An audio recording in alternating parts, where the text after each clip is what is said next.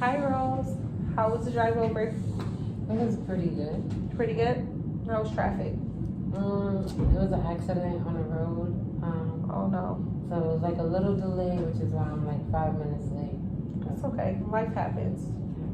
So, I just kind of want to go back over our last session, and I know that we talked a lot about nursing, just your program in general, and that nursing is not necessarily something that you want to do. And then, just correct me if I'm wrong, you were saying that you started to drink a little bit more in order to kind of cope with what's going on with your academics in that program. Yeah, I'm a little embarrassed by it, but Don't be embarrassed. okay. We all have things that we do that may necessarily not be the healthiest, to try to help us navigate uncomfortable situations. Okay. Okay. So, kind of what I want to do today is, when we're leaving this session, I want to have you leaving off on the right foot. I want to understand kind of more about your situation in your program, nursing in general. But also, I know that you did mention that your parents are the ones who wanted you to be in this program. So, can you tell me a little bit more about that? Well, I'm a first generation student Okay. in my family. Okay. So the pressure is definitely on. Yeah. And I feel as though because of it, Mhm. my parents are keen on making me do the nursing program, even though I don't want to do it. I did have voiced my opinions to them, and they just seem to be a little bit dismissive. And yeah, it's like no way of getting through to them about Okay. what I actually want to do. And let me just ask a little bit, like, for family history, are your parents in the field of nursing, or did they go down the route of college? Did they do a different vocational skill?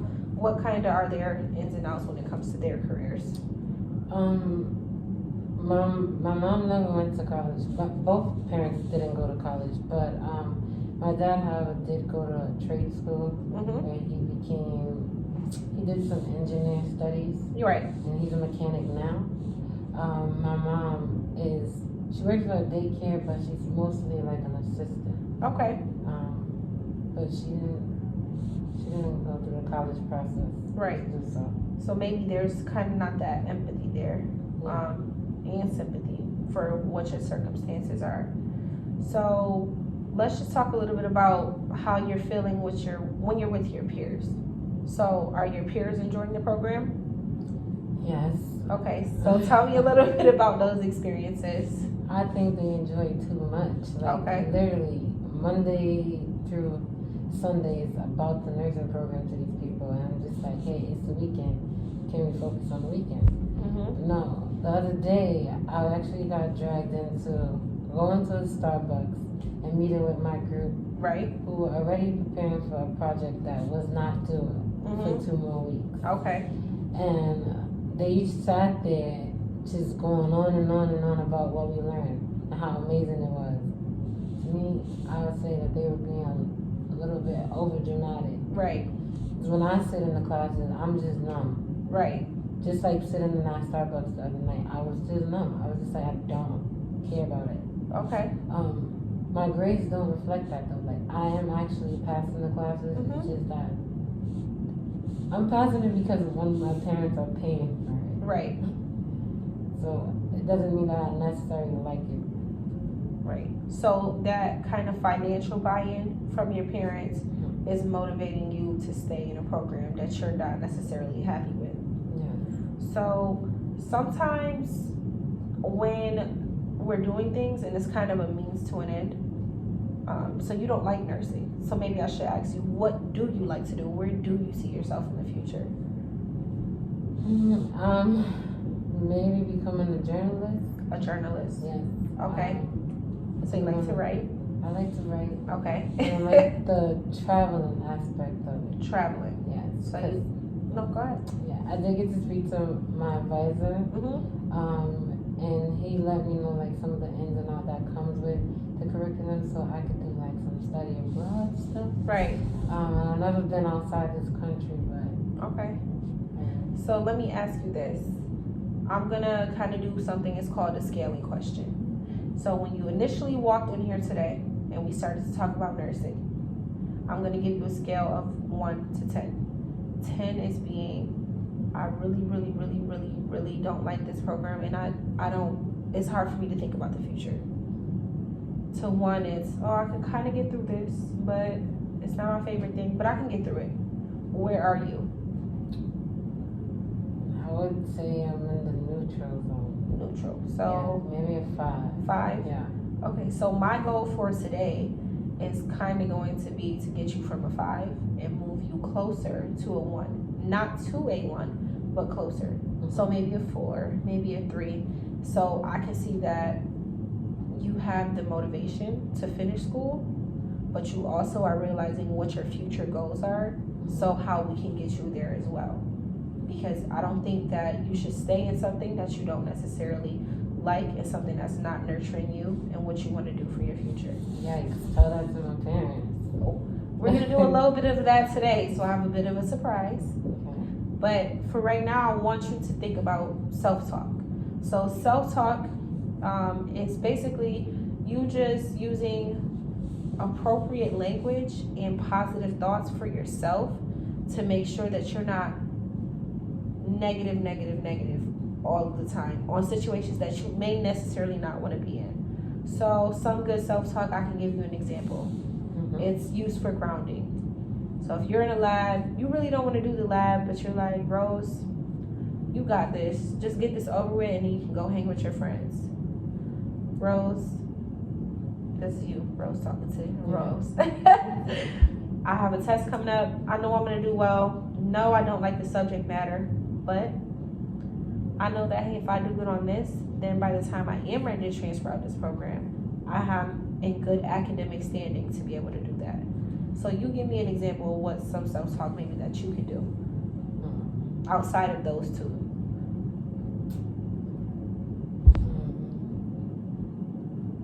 I guess I could get over it.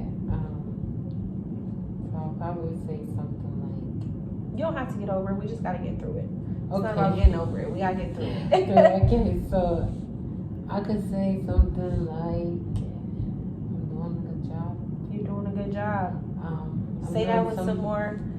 I'm doing a good job and doing something that matters. You're doing something that matters to you.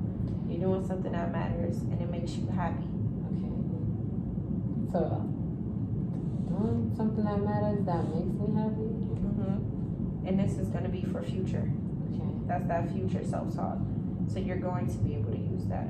But for right now, you focus on your current situation and kind of how you can draw some positivity out of it. Because a lot of the way of what we experience is how we think about it. Not necessarily what's going on, but how we think about it, the emotions that we have attached to it. Mm-hmm. So you did mention that, say that to my parents. So let's talk a little bit about that. Do you feel like talking to your parents is something that you're able to do? With their mindset, no. Okay. They're a little standoffish and a little repulsed too about me even bringing up something that's not what within their interest or within their best interest. Right. That's important that you pull that out. That is their interest. Yeah. It's something that they are bestowing onto you. It's not necessarily your interest. And some of the times, the pressure that people put on us can kind of shape the way that we interact with them too. So maybe you're not as trusting that you can go to them openly and honestly and say, Mom, Dad, I'm not really happy with this, because you know that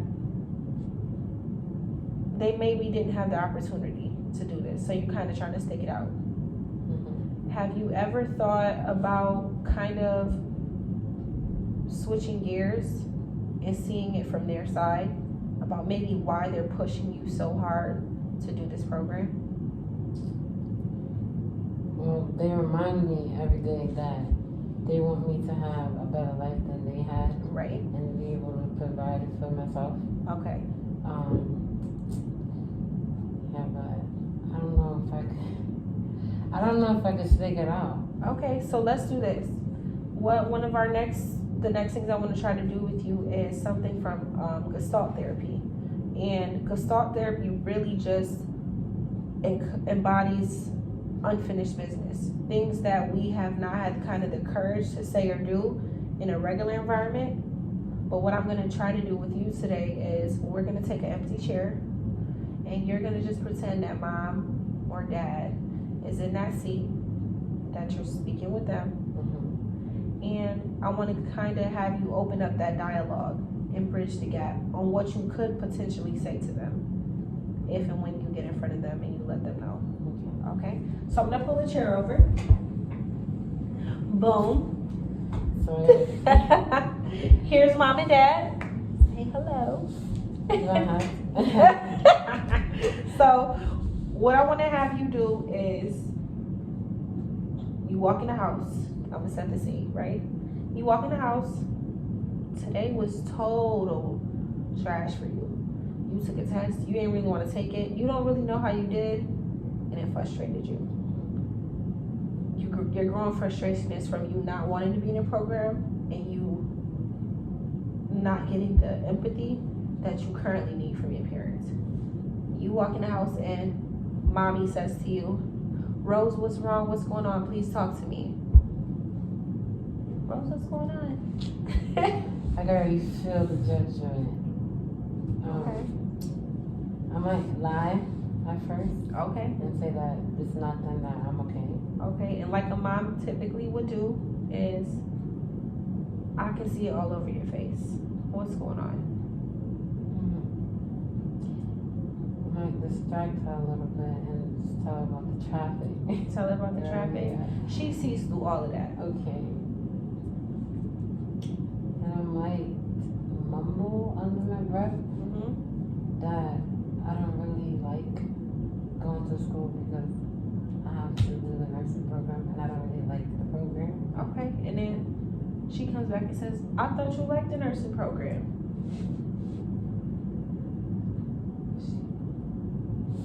I will probably tell her no. Uh-huh. She likes the nursing program, and it's not that it's hard for me. It's just not something that I want to do. Right, and that might be a good time to open up the door and say what you actually like. Well, she knows what I actually like, which is the journal, to become a journalist. But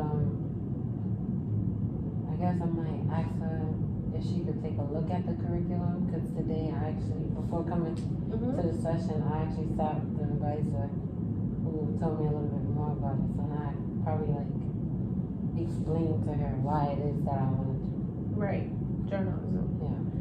So I see you doing two things. I see that you are opening the door to her seat your side. And you also know that her finances are tied up in your education. And I see that you're respecting the fact that she's kind of giving you that and paving your way to go to school. But I like that you are also standing up for yourself and showing her the curriculum and kind of taking charge and saying, this is what I actually like to do. And this is why I'm frustrated with the program. And do you feel like you have a good relationship with your mom? Yeah, I do. You do? Okay, so do you believe that if you come to her with these things that she's going to be open to having even a more discussion? And I know that you told me that she knows you're in counseling. Maybe that might open the door too, if you're open to it as well, for her to come in, her and dad, for a session. For you guys to kind of lay it out on the table without the judgment, without feeling belittled, but just feeling heard and you getting your side across. But also, I think that will be a good space for some kind of role reversal, which is another technique that can be used. You see it from their side and they'll see it from your side, and you can kind of flip-flop between just to humor them, to see maybe this is why they do feel this way. So is bringing them into a session something that you're comfortable with? Yeah, I like that. You do? Okay. So what I'm gonna do, I'm gonna put mom away. And dad, don't worry, she doesn't bite. She's gonna sit for the rest of the session. And I see that you say that you do like journaling. You like writing. And I also hear that you are trying to just navigate a tough space right now, because it's something that your parents can't really guide you on. only because they haven't necessarily been through the situation. Is there anyone that you feel comfortable discussing this with that kind of understands your viewpoint besides me? Well, the journalist advisor. So in my actual program, I have an advisor for the nursing program. But I like snuck out during a coffee break and went to the writing department and spoke to the journalist instructor, and he actually helped me want to become a student more in that area. Right. Before I just wrote about things that usually happen in my neighborhood, and he had given me some new writing ideas about how I could take it abroad instead of just staying a local. Things like that. So let's just act as if 5 years from now you're in your journaling career, you're fully supported by your parents. What emotions arise in you as I'm saying that? You're focused, you're driven, you're writing.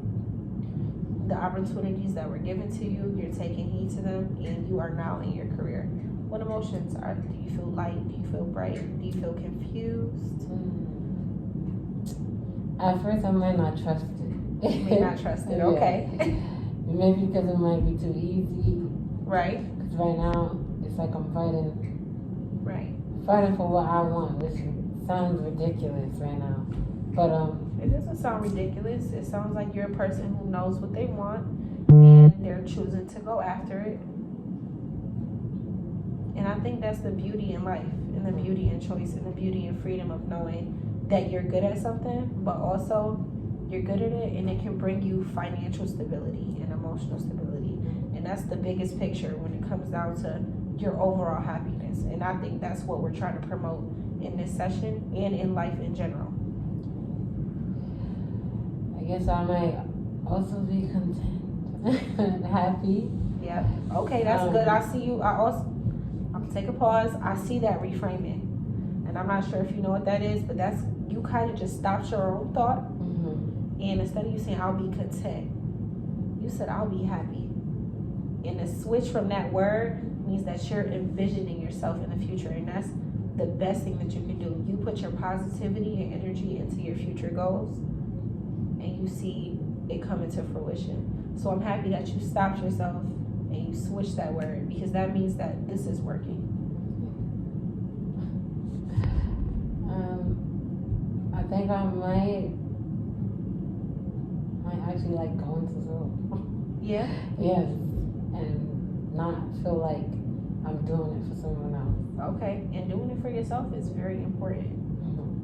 And you just have to make sure that you are doing it for yourself, which is why I just keep kind of pointing out the fact that just because somebody has the expectation for you to do something, it can be it can have a bunch of pressure on you. When you start to think you should have, or you could have, or you ought to, that kind of changes the way that you feel about yourself, which is why I want you to try to do that self-talk. And it also kind of switches your mindset on where you think it's possible for you to go. So we can also lay out some goals, okay? So what is something that you want to do in the near future when it comes down to your program of study? Like my current, the nursing or the... Yeah, so you are nursing. Yeah. But some of the classes you take for nursing are general education requirements, right? So that means if you do switch your program, this is the positive. You look at the positive, you draw the positive out. If you do some of those classes, they can be applied to another degree. Okay. And because you are so early on in your college career, you have the ability to kind of switch gears into what you really want to do.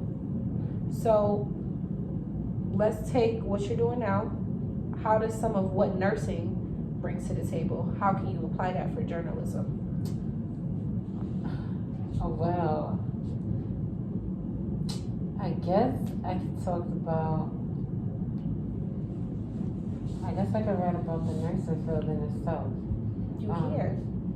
I don't hate the nursing program, Mm-hmm. and being a part of the nursing program opened my eyes about so much stuff I didn't really know that goes within Right. it, and I also feel like a lot of nurses and doctors are like underappreciated. So some of the So stuff you're seeing that another side of it. yeah, You're using that kind of, you're switching roles, you're switching gears, you're peeking around and you're seeing that, okay, there is something that they add.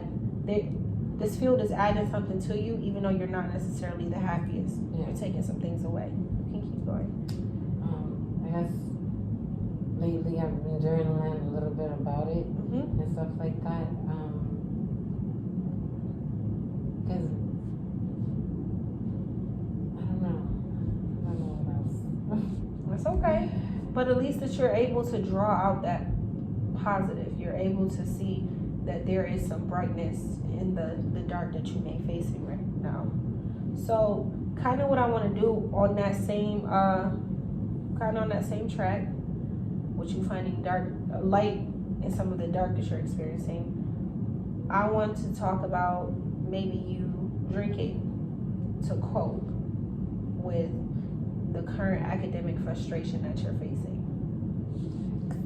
That's okay, because sometimes we all have our vices, okay? Trust me. Personally, when I was going through my college career and trying to just navigate what I wanted to do and where I wanted to go, I didn't have the healthiest habits either at some point. But you know what I did? I went and I seeked help and I made sure that I advocated for myself, which is what you're currently doing. Which is why I see a very, very, very bright future for you, because you're very intent and you're very focused on where you want to be.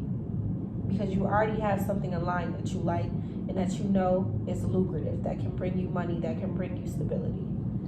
So one of the techniques I want to use in our final minutes of our session is it's called, bear with me, okay? It's called spitting in a soup. Yikes. Yeah, yikes is right. So it sounds and looks how it sounds and looks. Say for instance, you're eating cabbage soup every single day. You like cabbage? Yes, I do. I'm Caribbean. Yeah. Okay, I got a little taste of that too. Don't worry. I dabble in the different foods. So you're eating cabbage soup every day, but cabbage soup is tasting really, really, really good because you don't know what pumpkin soup tastes like. You don't know what tomato soup tastes like. Broccoli cheddar soup might be a niche, but you haven't explored that yet. So one of the days you're drinking the soup, you're sick of drinking the soup burns you, okay? That's kind of how you have to look at it. When you're drinking, do you experience, I'm not even gonna frame it that way. When you're drinking, what do you experience after you're drinking? Feel sick. You feel sick? Explain that more to me. Like, it doesn't make me feel good. I don't even know why I'm doing it in the first place. Right. Other than I forget a few things, but I have these really bad headaches. Recently, last weekend actually, I had one of my roommates who didn't go out one night because she was attending to me because of it, and I felt so selfish because of it. I even tried to push her out and tell her she should go out and have fun and just not worry about me, but she stayed with me the whole night. And I think the morning I woke up, I just kept on apologizing to her because I just felt super embarrassed and just selfish. Okay. And I think those feelings you have associated with that event might prevent you from wanting to do that again. Is that something that maybe you've thought about? Like, oh, I kind of don't want to be going through this every time I have like a night full of drinking. Yes, that's so true. Yeah, so maybe what we're gonna do now is really called spitting in the soup. You realize that drinking may, yes, help you cope with what you're experiencing in school, with your frustrations, with your parents, with your frustrations, and not doing something because you're doing something that somebody else wants you to do. Let's kind of flip that and do something that you like to do, and you like to write, and you like to journal. So maybe instead of you drinking, you can journal. How does that sound? And let's even go a little further. What's something else you'd like to do outside of journaling? I recently took up a little amateur photography. Don't discredit yourself. Don't call it amateur. Okay. I haven't seen it yet, so I don't know. So you like photography, you like film, you like to kind of dabble behind the camera. Yeah, I've been doing some black and white scaling Okay, on like a nearby train track. okay. So yeah. So that's something you can do. Your friend that who took care of you last week, you can go ahead, you can bring her out with you, and you can take some pictures. And that can serve as an active coping mechanism or replacement for you drinking. That way, you get to venture off from that environment that's maybe causing you to feel not so easy, but also you're pouring into something that you like to do. So I know you like to journal. I know you like to write. So what I want to have you do, if you're open to it, is after leaving this session, I want you to find the prettiest, most stylish notebook, whatever suits your fancy, and I want you to write. When you are feeling overwhelmed, I want you to write. When you feel like this program is taking too much out of you, I want you to write, and I want you to kind of journal down your thoughts, where it goes, and just what's affecting you in a moment. And also, if you have a conversation with your parents, I want you to let me know how that goes too. So with the journal, it's up to you if you want to come back to the session and share it with me. Is that something that you would want to do? Just so I know how to use our time appropriately the next time we get together. Yeah, I'll be open to that. Okay. And you can read the journal, or I can read the journal, or you can just transcribe what kind of went on and use that journal as a guide to let me know what's going on outside of the session. But my second thing I want you to do is mention to your parents, because I know you were open to them coming in and sitting with you and us to kind of guide us to where we can all get an understanding of what their expectations are, but where you feel like you want to be. Is that something you feel like you're able to do? Yeah. Yes. So would that be like in the next session or like sessions down the line? So let's do this. Let's use our next session to set some goals and to plan, and also work a little bit more on our self-talk. We can do more role playing with the empty chair. And then that way, the session after, we can bring your parents in and we can bridge that gap. Okay. Okay? Yeah. I see you took a deep breath. Yeah. So on a scale of, let's do our scaling again, 1 to 10. How are you feeling in this current moment? 1 being zen, I can go take a nap, and 10 being, I gotta go do this homework, I'm stressed out all over again. Where are you? I'm at a 3. You're at a 3. Yeah. And that's good.